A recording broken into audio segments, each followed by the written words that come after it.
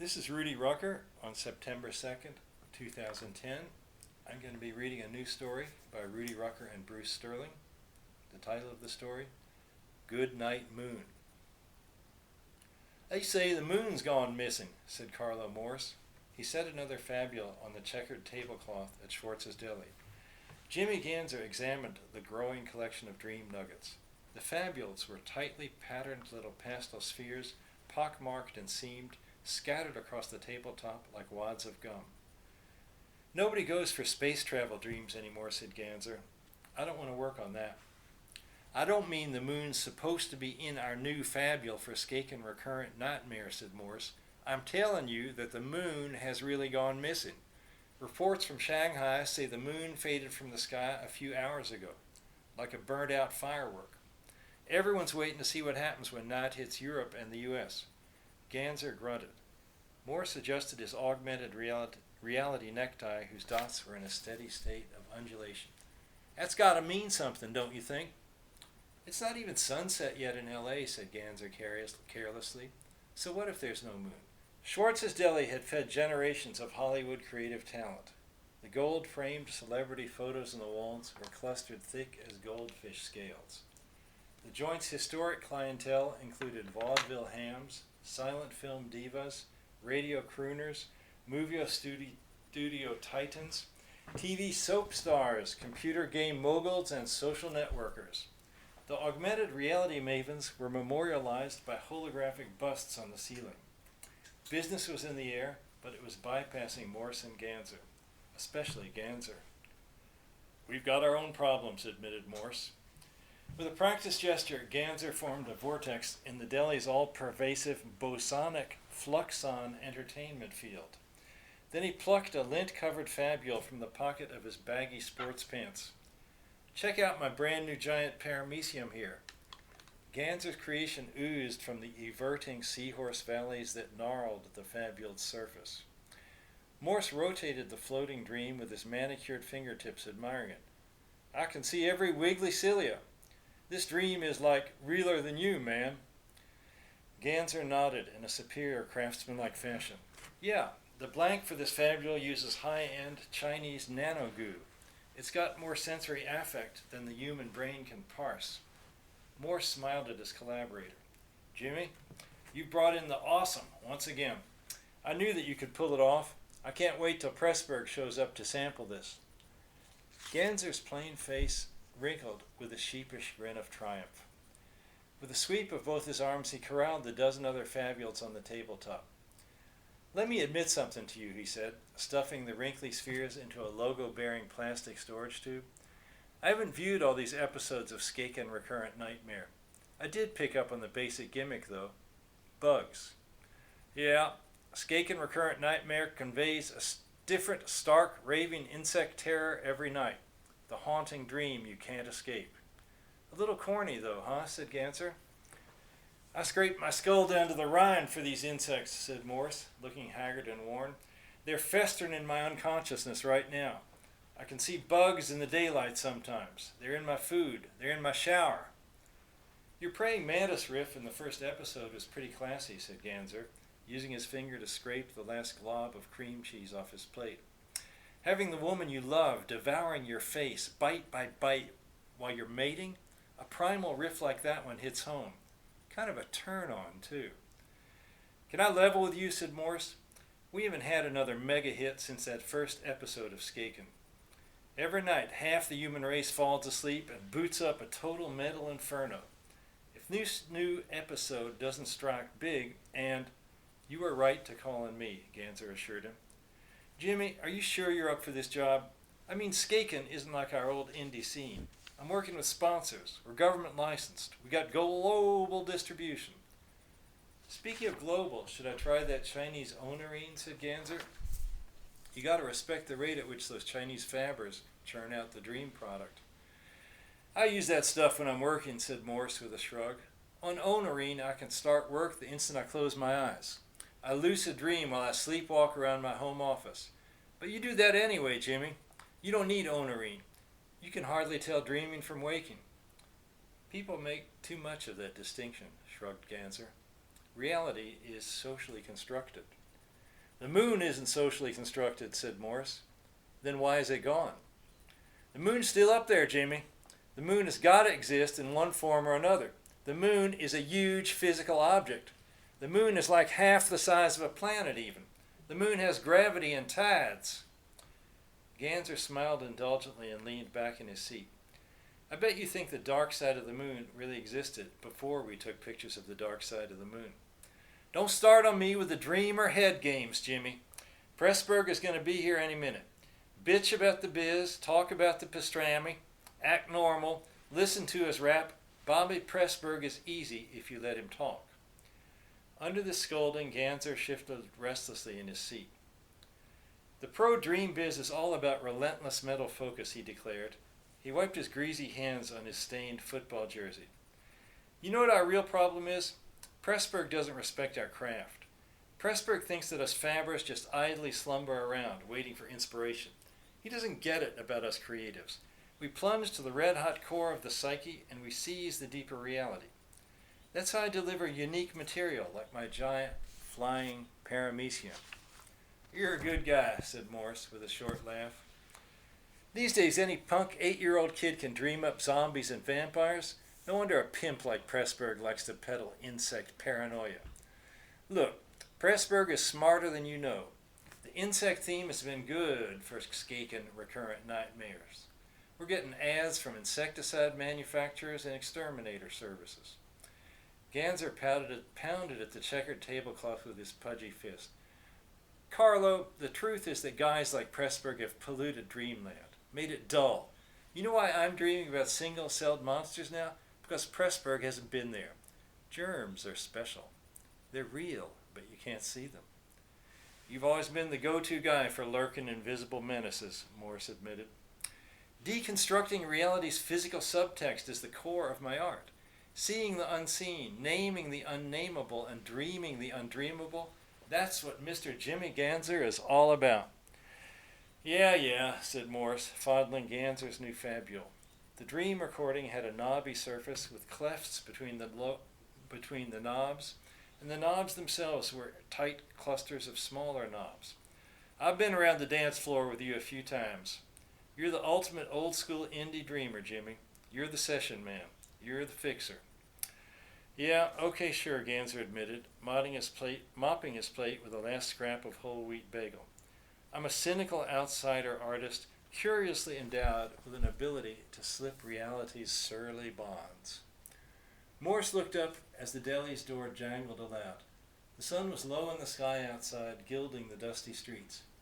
A strikingly handsome pair of youngsters had slipped into the cafe, bribing their way past the gate man, a mocking, weather-beaten Ukrainian named Yakel.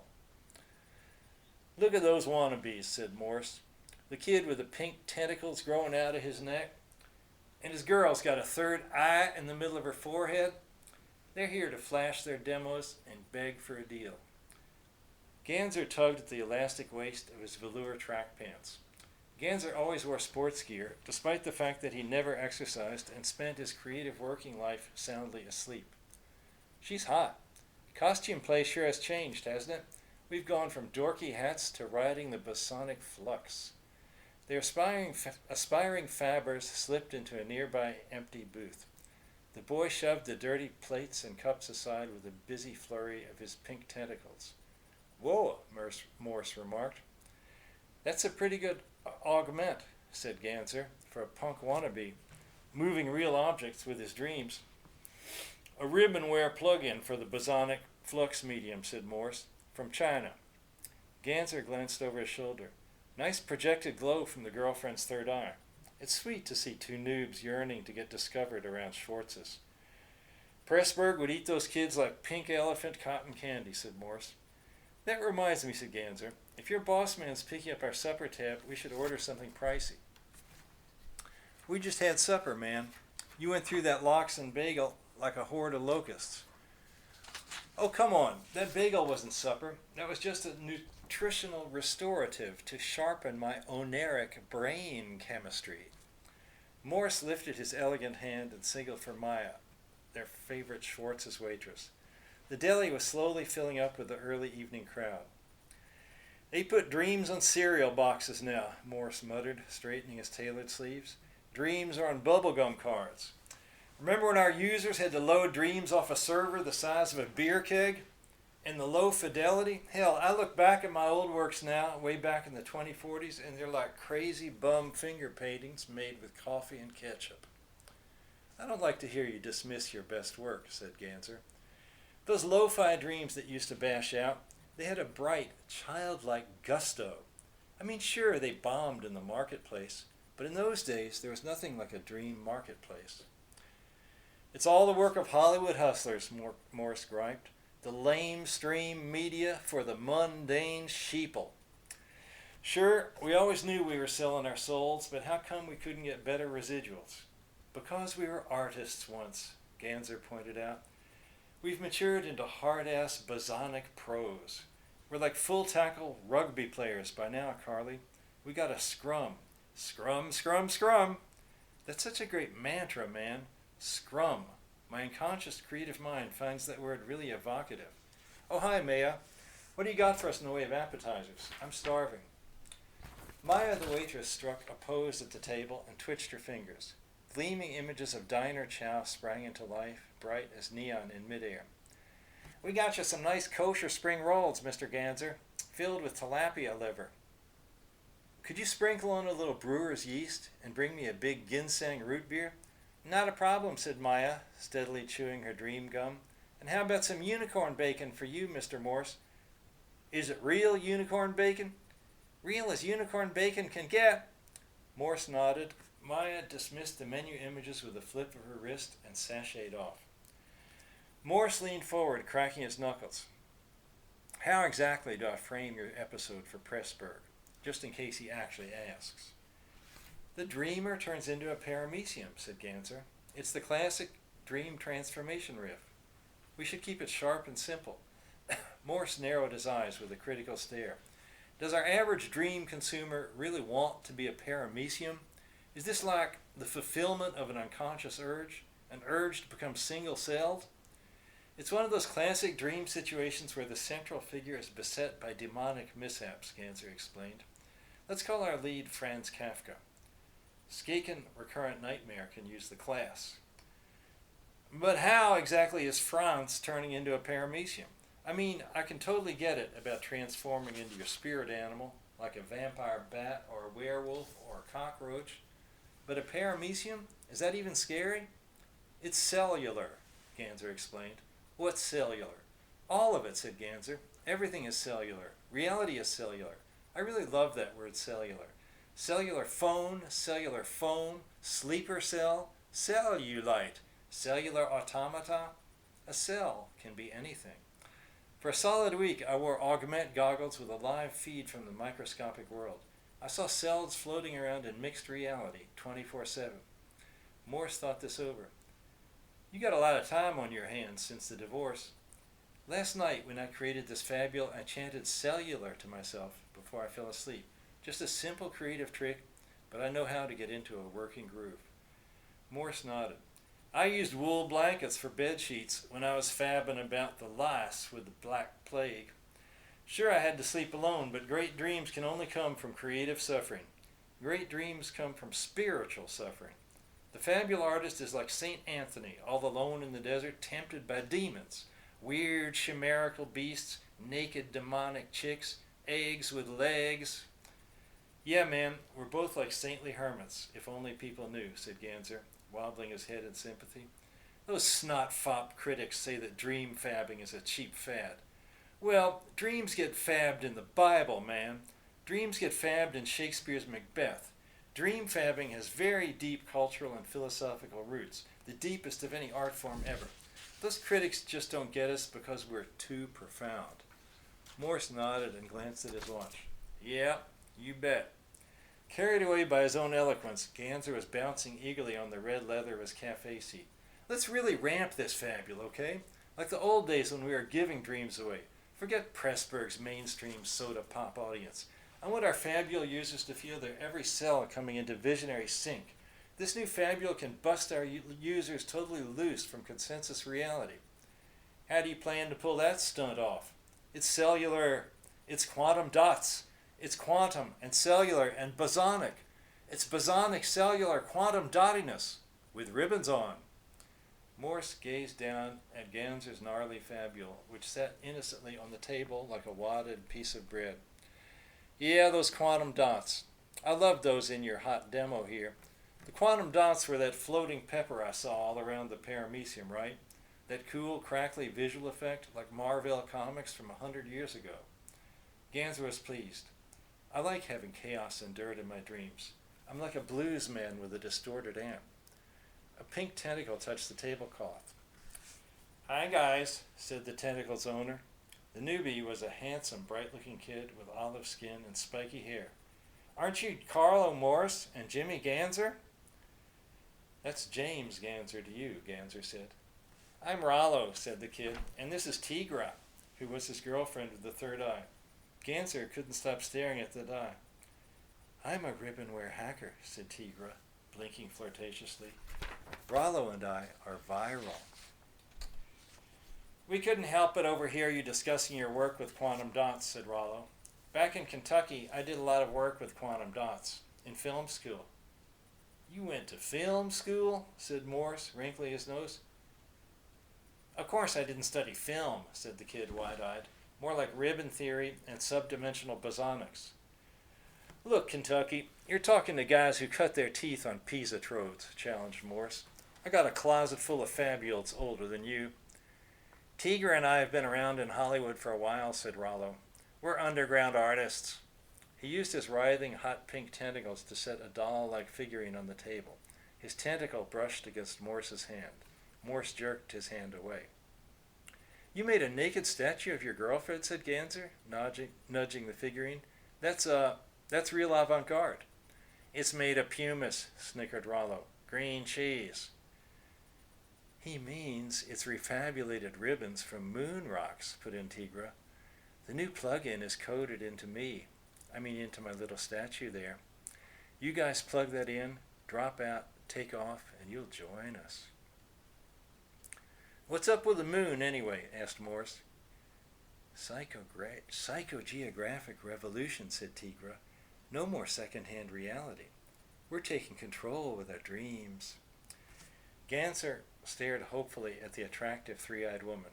My dreams can get pretty wild. I'd be glad to help you guys realize some wild dreams, said Tigra, batting her three eyes in rotation. I mean, the famous dream drama comedy team of Morse and Ganser? I'd do you two just for the experience. We don't do any tutoring sessions, Morse said. Do you mind? Our producer will be here any minute. Can we talk to him? Said Rollo. No way. Wounded, Rollo looked defiant. Well, producers aren't going to matter anymore. Not when reality hacking is finally here. Maya, the waitress, reappeared, both her arms laden with plates. She was used to defending celebrity guests, and she chased the noobs back into their booth. Maya deftly served them fresh cutlery on kosher burdock leaves. Look, how could the moon transform overnight, said Morse. I'm a veteran of this business, but I don't see how that's remotely possible.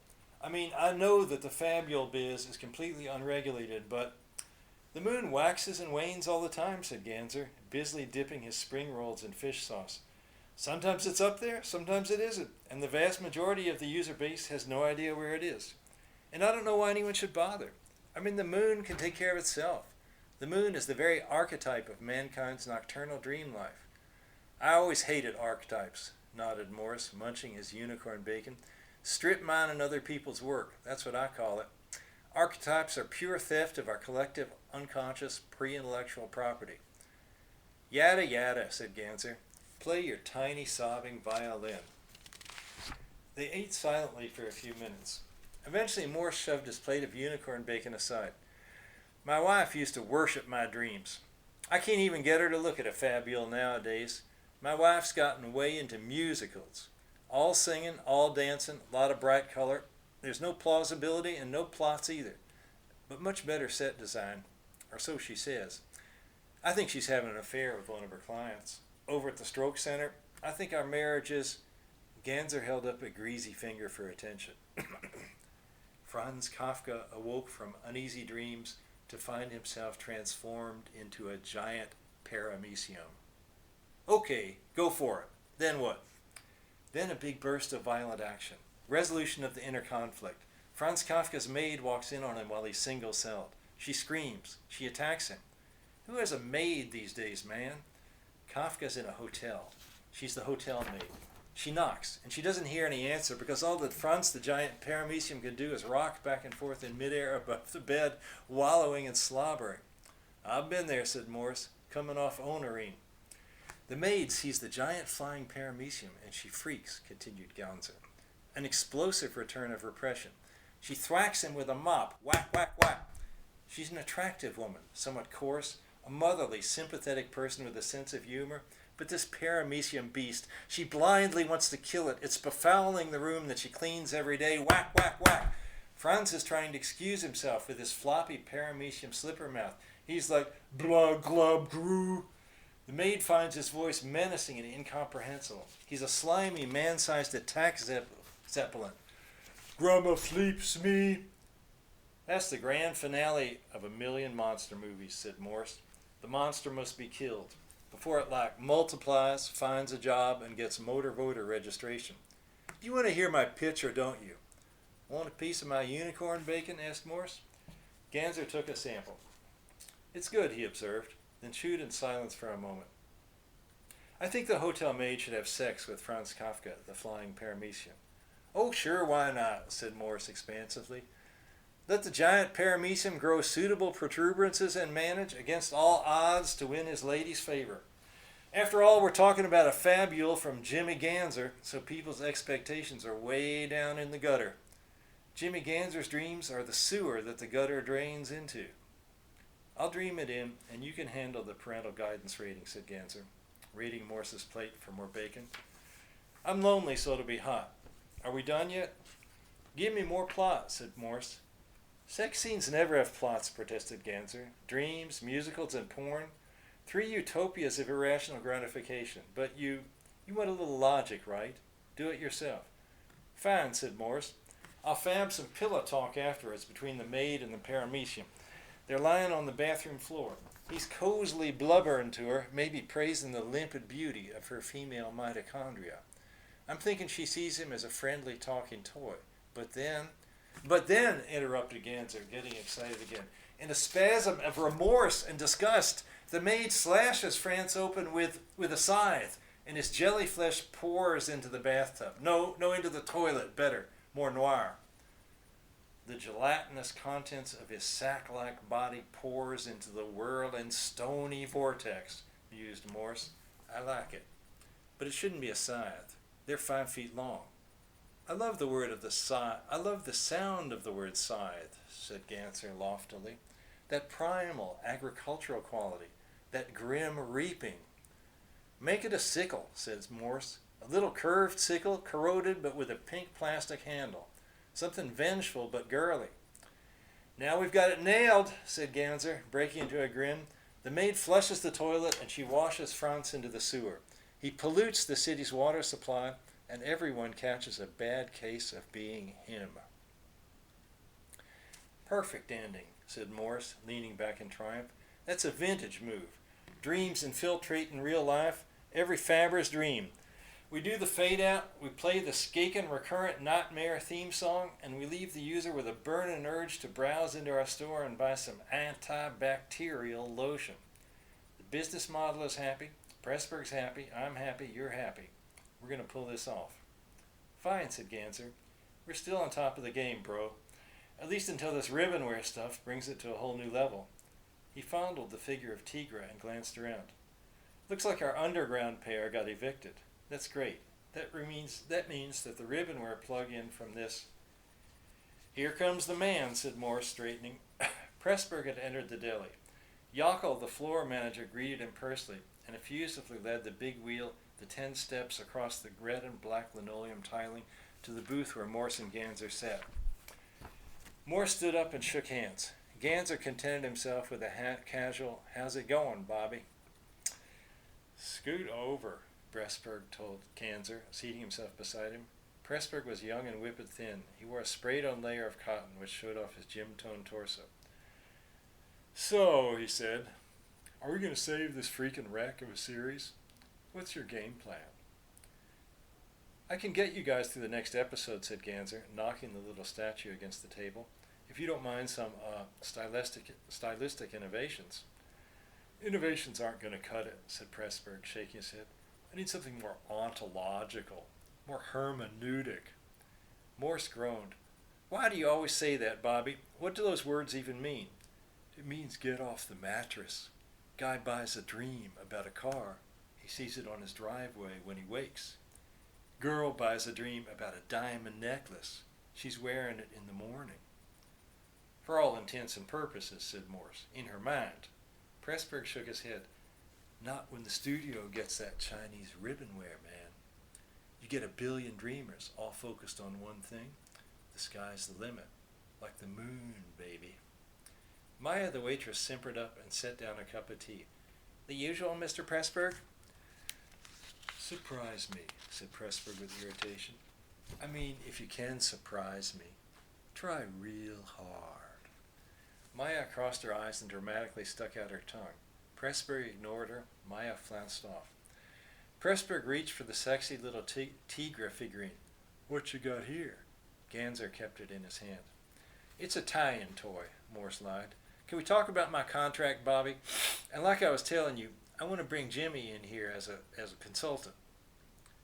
No more contracts for Skaken, said Pressburg flatly. We're in a paradigm shift. Best I can offer you boys is a consulting fee. No residuals, and it's up to you to know how to split it.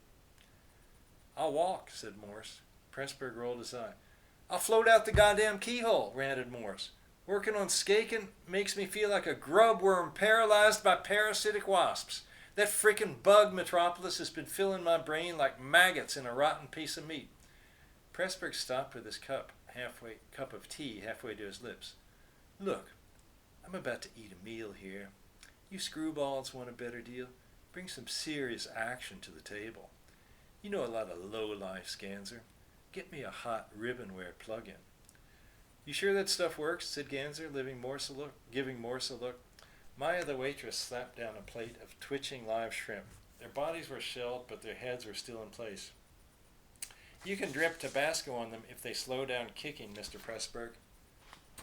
My compliments to the chef, said Pressburg, examining the writhing mass of tortured arthropods. I was wrong to ever doubt the crew at Schwartz's. You guys are pros. Maya dimpled. Thanks a lot, Mr. Pressburg. You're a charmer. Maya, you worked the noon to 9 shift, right? Did you happen to notice the moon last night?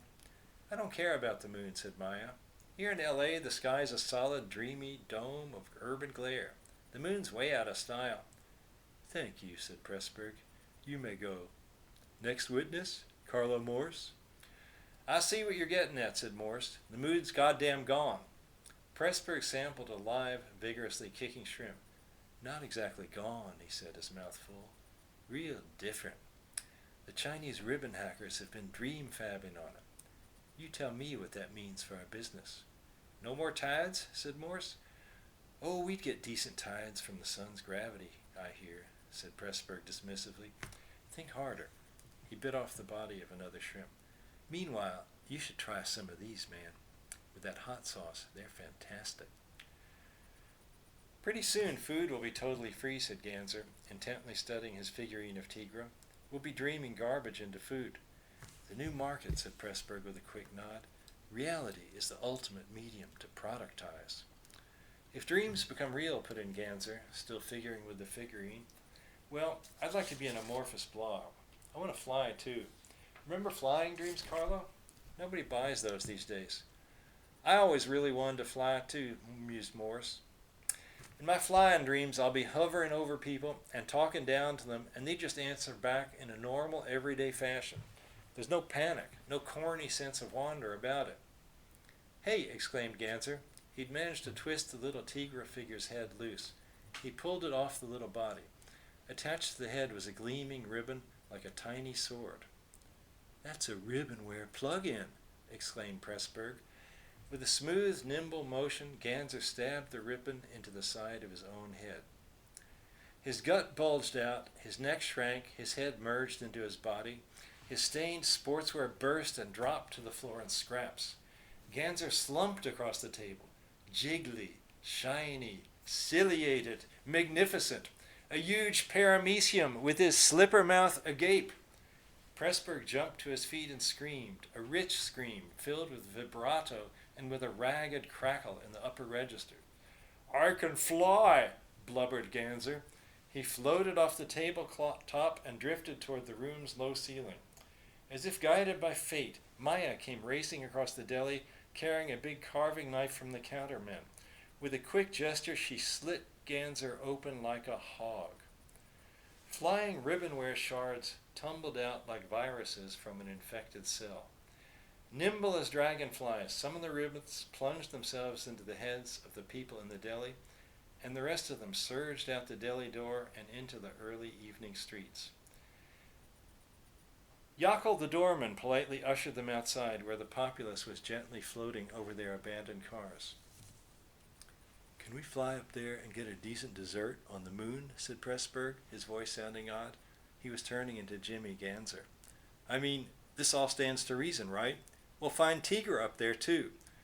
Morse patted his old friend on the back and gazed into the lambent sky. Something was rising over the dark horizon. A cosmic jewel with its facets etched in light, slowly turning and unfolding. "Dream on," said Morse. "Dream on." The end.